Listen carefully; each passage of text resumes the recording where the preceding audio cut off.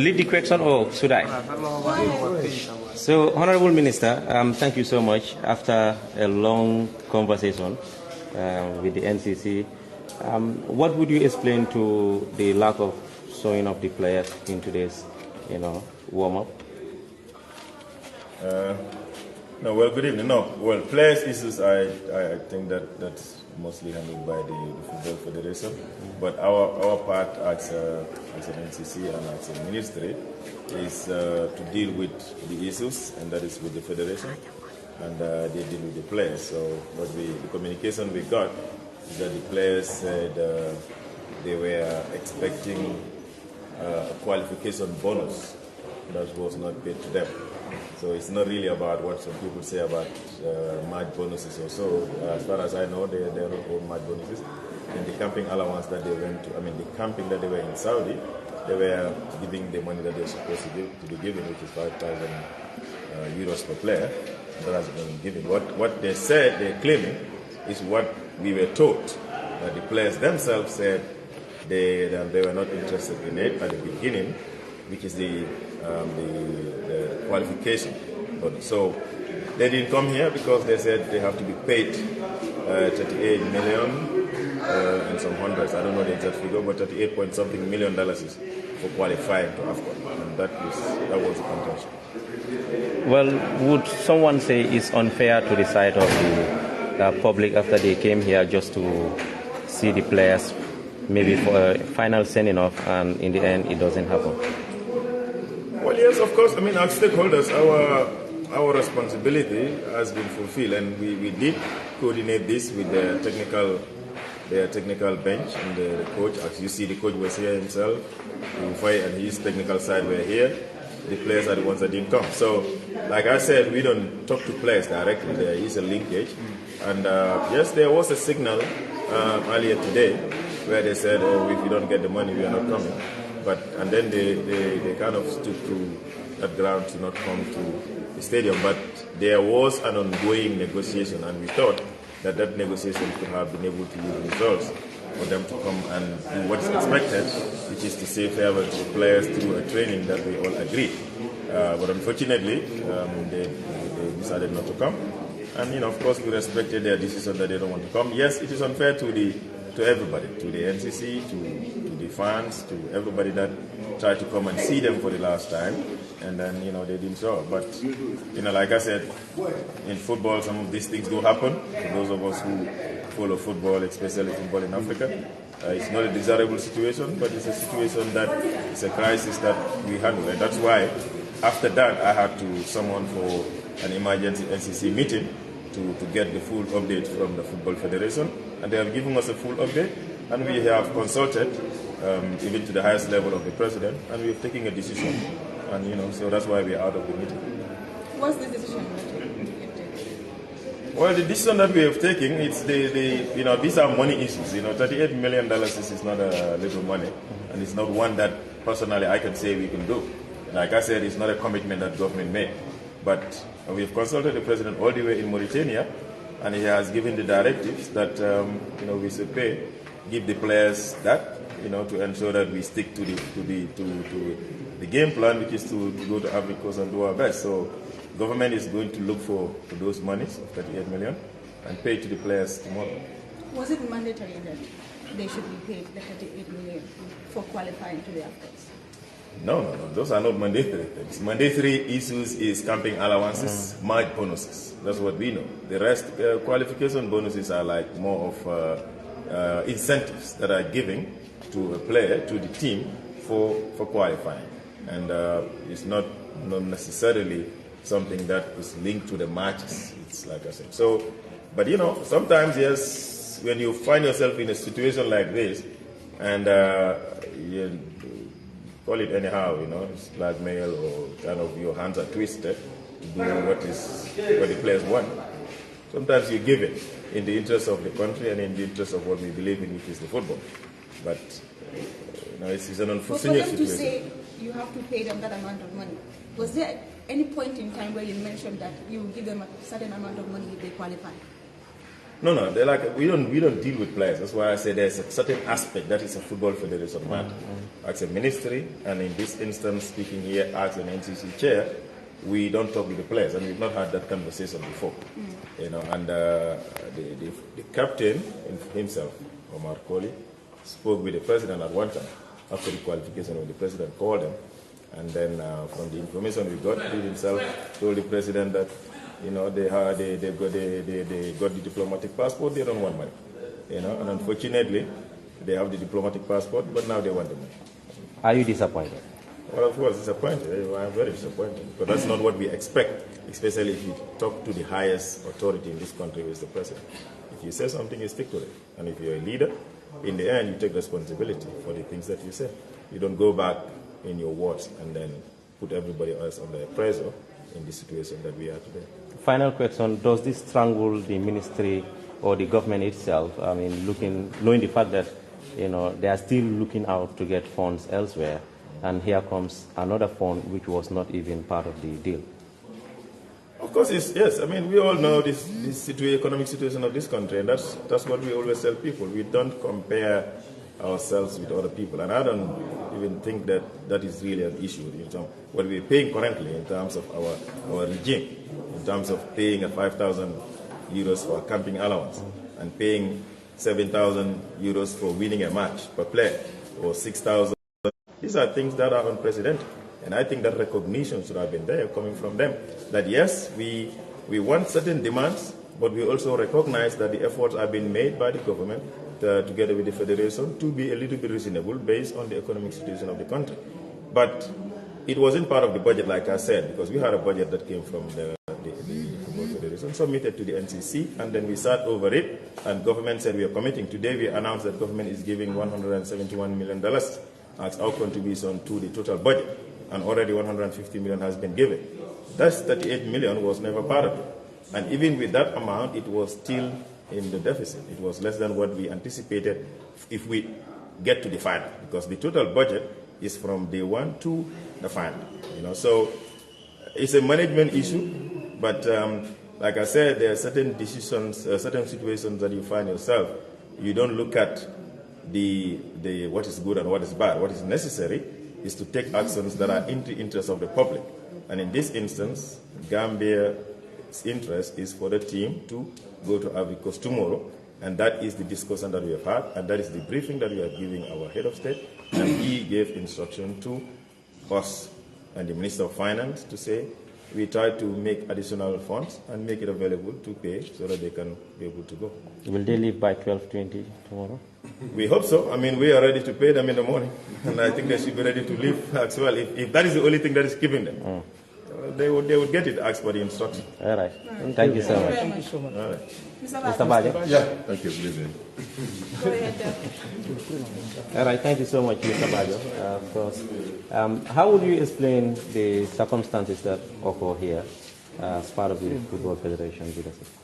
Yeah, not much different from the other minister's explanation. It's an issue of the qualifying or qualification bonus to AFCON. These are, as the minister said, often not mandatory per se, but these are also generally or normally announced or negotiated, or even prices not announced. When we started the qualifying rounds for this particular AFCON, there were negotiations with the players in terms of the new allowances and bonus structure, which is always the case, because for them the position or the perception was that at least we are no more where we are. We've never been to AFCON, we're going to AFCON now, and we also have graduated to a certain level, therefore our incentives also to move.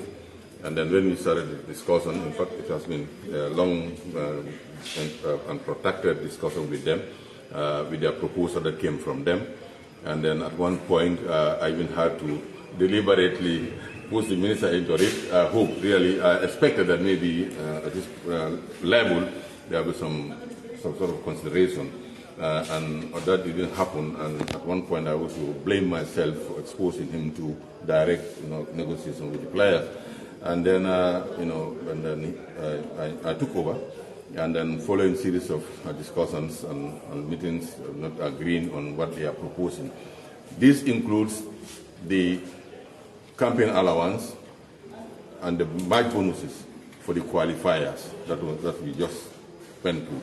But the last was the qualification bonus. So this is a whole sort of a document that we negotiated and is on it. And then at the end of the day, when we got stuck, we were negotiating there somewhere there to cancel. When we got stuck in the negotiation, and then if there was some threat in the background of even not continuing the qualifiers, I had to go. I remember there was one point, for the middle of the night, I had to leave the office, his house, to go to the office to write a letter to commit to at least to avoid anything, to give them commitment that we are committed to it and we are going to agree on it. I had to do that because it's not that all the time you have to pass the buck. We also have to do our best not to really be all the time involved in the government. And then within that demands is a qualification bonus of 15,000 euros per player when we qualify to AFCON 2023. And that's the least they could have, because the request was far higher than that. It was about 25,000 negotiation. At one point, we were even asking them to agree on a percentage increment from the previous one. But that didn't work, they stuck with it. And then we are also responsible, considering every other things. And then we transmitted that to the government through the Sports Council. And then even though we did not receive an official reply to that, but we have to move on. We took responsibility. We assume that really we have to, that's why we could stop. And then negotiate even the campaign allowance and the bonuses for the last qualifiers. You know, as I said, these are things that we, at the level of federation, when we got stuck in the negotiation, this is what we even started applying it even before when they saw the budget, they asked us, but this is something that we discussed with them, and that's where we got stuck. So we started applying it even without the ministry formally approving it or otherwise.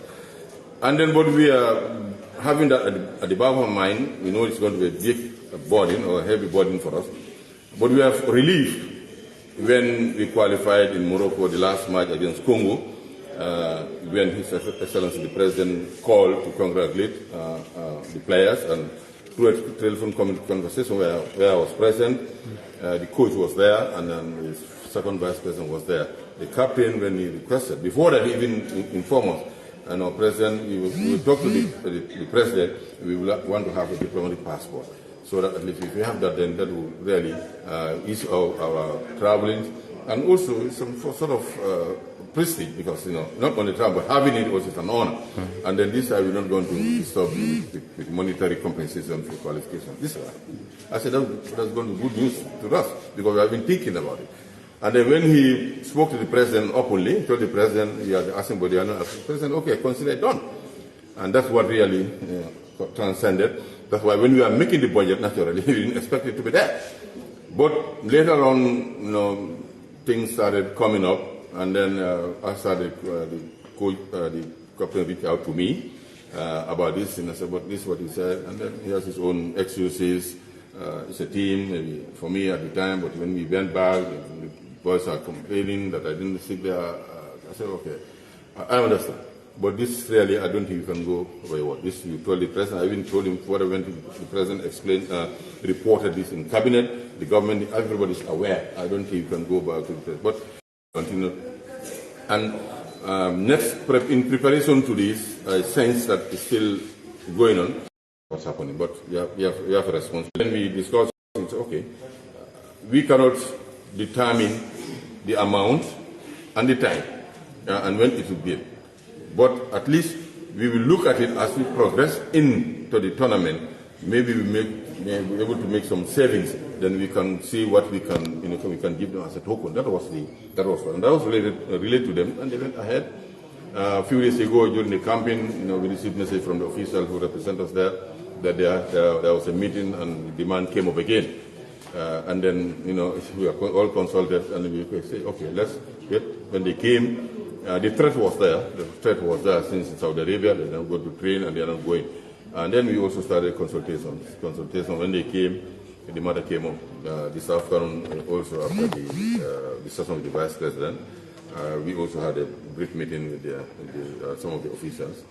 And then what we agreed on was, because we were running on a huge deficit, we are leaving tomorrow, all the funds are not around, and then the minister said he could not really determine if an amount that will be given to them, but be allowed to consult with the finance committee of the NCC to be able to see what we can be able to part with, at least to satisfy them, to avoid disrupting the training and other things. And they had their consultation, they came back and forth, and then we would expect, we are hoping that everything's fine. We could announce the training schedules. The technical team already had left, including the coach, and then I was there. Maybe by instinct, I thought, just let's wait, and then we can follow the team. And then all of a sudden I was called into a meeting, and then the ultimatum was there. We are going to train, and we are going to Abidjan, Cote d'Ivoire, if this amount is not paid. I said, now, we are discussing. As you know, we had a meeting at the State House, and as we speak now, the minister is consulting to see what at least, not everything is not possible, but what could be available and put a place on the table by way of negotiation. Then this one was there in my face that really they decided they were going to train, and then they dispersed. And I couldn't leave after responsibility. The minister was already here. I said, yes, let's stay put, let us not go. I'm trying to reopen the negotiation, try it again. And we had a second meeting with them.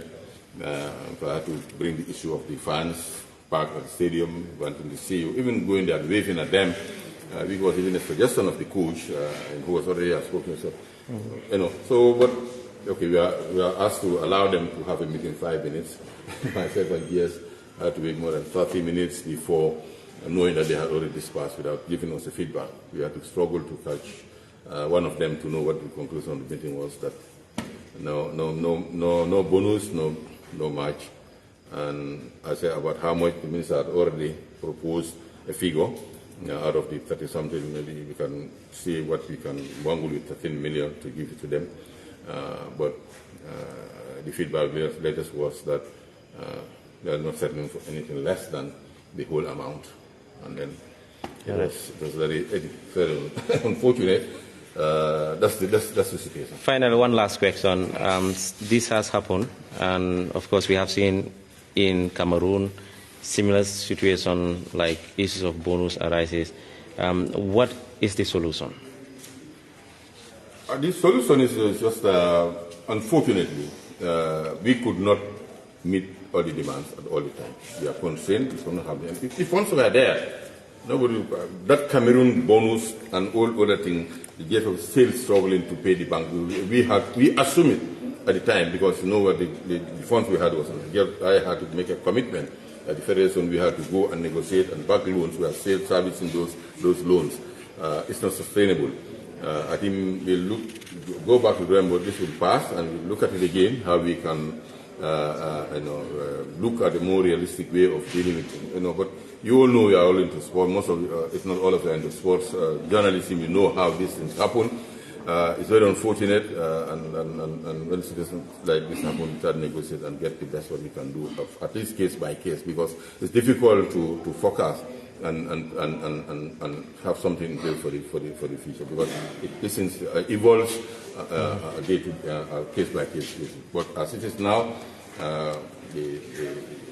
whilst we are cracking our heads and we have some principle of really, some this it's not acceptable here and there, but every day the number one citizen of the country, peaceful he is and other things, soft heart, and couldn't allow this to generate into others. Because Gambia's absent from the tournament tomorrow, leaving for the tournament tomorrow, or it's complete absence from may cost us a lot. I don't think really.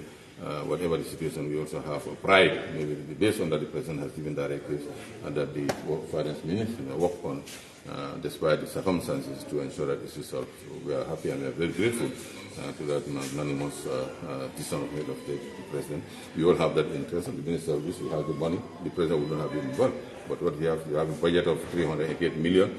You already have 170 something, and we still didn't raise 200 million out of it. We are thinking about the budget is premised on our participation up to the finance. That's because we cannot go. Last time it happened to us, the budget was, we are on the budget, we didn't anticipate going beyond the round of 16, and we went to the first round.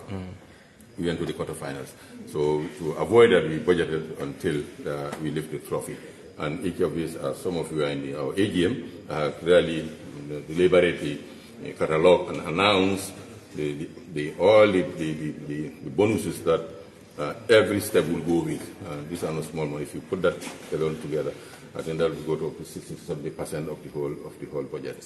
So about 65% of the whole budget. But anyway, it's unfortunate. As a country, we have a pride, and as much as we are shocked, we will see it coming this way. But as a country, we thank the president that at least for now, the matter has been resolved.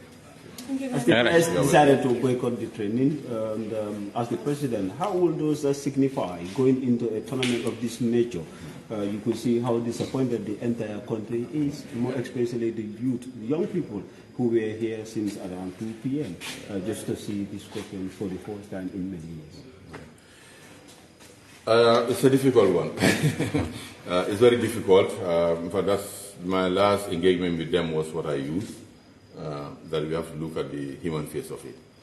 Every right or every Jew has an attendant responsibility. I told them, brothers and sisters, your family members, your friends, your loved ones who are parked at the stadium waiting to see. My general secretary could be my witness. And then they would not want those people, park and go like that. And this emanates from the coach himself when he spoke, and I want to relate that message. That's very shocking. But already this one was taken, and then almost 75% of them had already left camp, and they went to see their families and other things. So and it was already late.